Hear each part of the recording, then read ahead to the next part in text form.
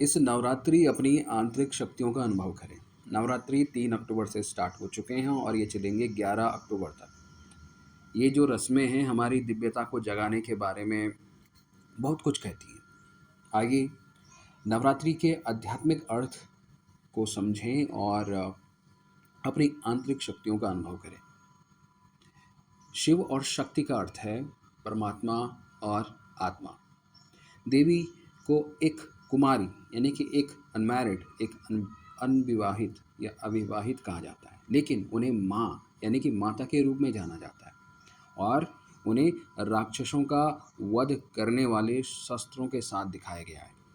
जब मैं आत्मा यानी कि शक्ति और परमात्मा यानी शिव से जुड़ती हूँ तो मैं पवित्रता यानी कि कुमारी और प्रेम यानी माता और शक्ति राक्षसों को मारने के शस्त्र को प्रकट करती है। शक्ति के 8 हाथ दर्शाते हैं कि हर आत्मा में 8 शक्तियाँ होती हैं। सहन करने की शक्ति सबसे पहले, समायोजित करने की शक्ति, सामना करने की शक्ति, परखने की शक्ति, निर्णय लेने की शक्ति, संकीर्णता की शक्ति, समेटने की शक्ति और संयोग करने की शक्ति। शक्ति के 8 हाथों में 8 शस्त्र दिखाए गए हैं जो कि आत्मा की कमजोरियों और विकारों रूपी राक्षसों को खत्म करने के लिए विवेक का प्रतिनिधित्व करते हैं। उपवास या व्रत का अर्थ है उपवास। उप यानी कि ऊपर वाले के साथ, वास यानी बसाव या रहना, यानी परमात्मा की याद में ऊपर रहना। व्रत का अर्थ है यह प्रतिज्ञा करना कि हम अपने विचारों, शब्दों और कर्मों में कोई भी अवगुण का उपयोग नहीं करेंगे। यह क्रोध, आलोचना, अहंकार और हमारी अन्य गलत आदतों का उपयोग न करने का व्रत है। सात्विक भोजन खाएं। सात्विक भोजन और पवित्रता।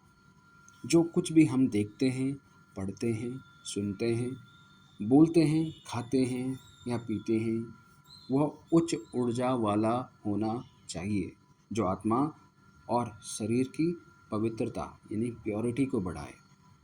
और जागरण करते हैं ना नवरात्रों में, तो जागरण यानी अंधकार का समय जब हमारे मूल्यों में कमी हो और सही और गलत की अज्ञानता हो।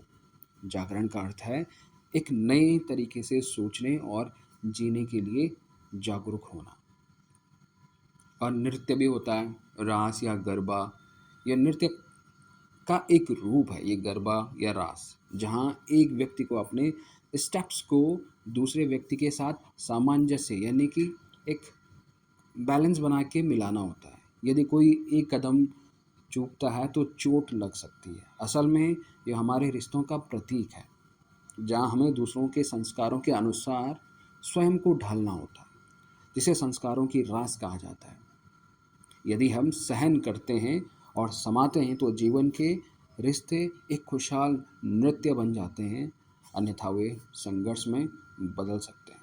ओम शांति। Thank you so much.